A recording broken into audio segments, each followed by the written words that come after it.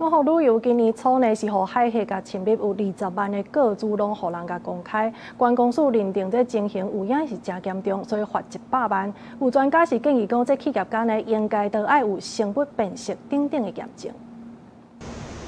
我旅遊今年1月系統去互人逆向攻擊，經過專業的單位鑑識，發現受影響的比預期更較大，包括一寡旅客名姓、護照，還有行程內容，全部攏驗出來。關公司調查了後，認定違規情節真重大，罰100萬。消基會嘛指出，過去欣西旅行社嘛捌發生36萬條消費者的資料外泄的事件，迄時嘛幫助投訴的旅客團體訴訟。若是這擺我國旅遊的消費者有需要，嘛盡力鬥3工。政府機關呢，嚴格來要求有關的業者呢，應該更提高他的一個各自的保護措施，防止呢一則再而三的一個重演啊。我旅遊發布消息，正式去互人裁罰。另外嘛回應講，已經把資安機制強化，還有強化資訊安全系統，遵照主管機關相關的專業的建議進行，包括加強資料去識別化，還有加密、加強預警。另外今年嘛全面啟動大規模的數位轉型，加強資安升級、